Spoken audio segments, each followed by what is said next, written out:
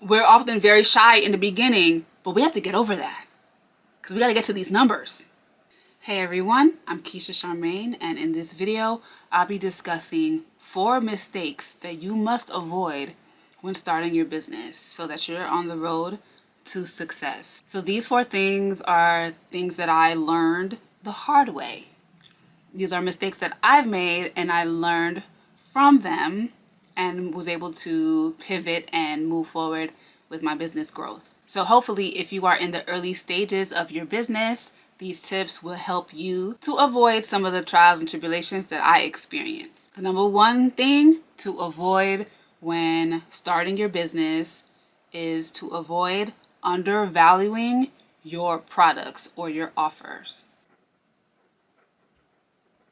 Now, typically we'll do this because we're moving from a mindset of lack and scarcity. We think that people are not going to purchase unless we are the most affordable option in the market. We think people don't want to spend their money, or at least we think that people don't want to spend their money on us. But we have to remember, people aren't spending their money on you. They're spending their money on your product. They're spending the money on your offer. Are you presenting that your product or your offer is going to solve their problem? That's what they care about. People will spend top dollar if they trust that their product will work, if they trust that the offer will bring the results suggested. And oftentimes people have spent on the cheaper options, so they know better than to waste their money on products that are not effective. So at first, when I created my organic hair products, I looked at my competitors to see how they were pricing their products, and then I priced it in a range that was comparable to them. But I realized that my ingredients are more expensive. My sizes are larger. The time it takes for me to hand infuse my products is valuable, and they work well. They work well. So there came a point when I realized that I was breaking even, or I wasn't bringing in a sustainable profit.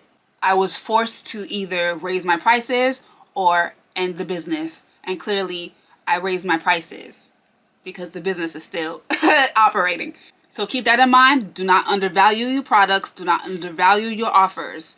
1, you want your business to be sustainable, meaning you want to be able to make money to keep on running your business. And you want your business to be profitable so that you can also pay yourself. Tip number 2 is avoid having too many products or too many offers. Now, why is this an issue? Having a lot of products and having a lot of offers brings confusion.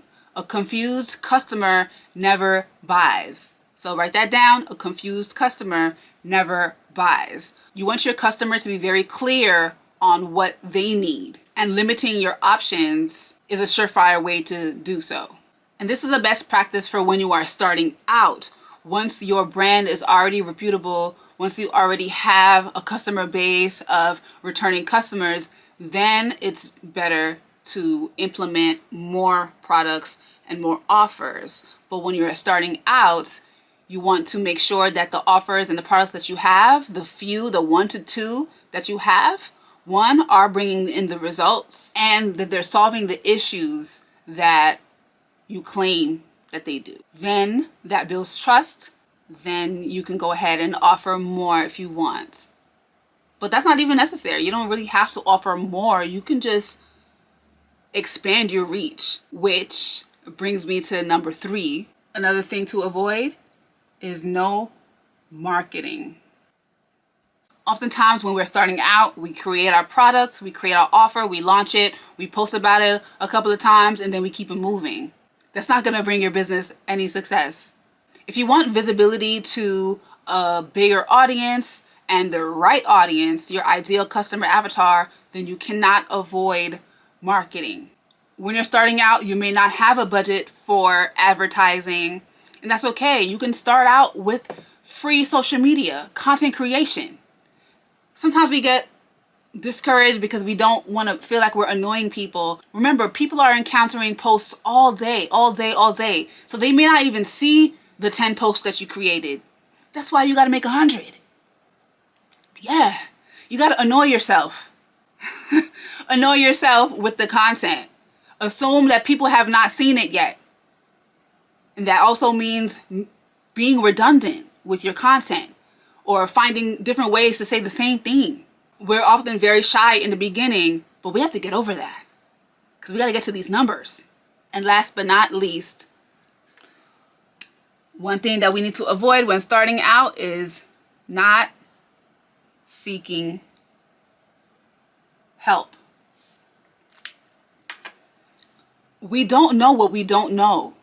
Having mentors who are experienced and proficient in your industry is going to be really, really helpful. It's going to save you a lot of time. And while it is an investment, it's the type of investment that pays off in the long run. So find mentors, find coaches, find courses, educate yourself on selling. I trust that you're very educated on the product or the offer that you have, but you may not be very educated on sales. You may not be very educated on email marketing, content creation, running advertisements, building a brand, establishing trust. And if that's something that you're interested in today, you can click the link down below. I have a course called From Passion to Profit, how I built my multi-six-figure DIY product-based business and how you can too.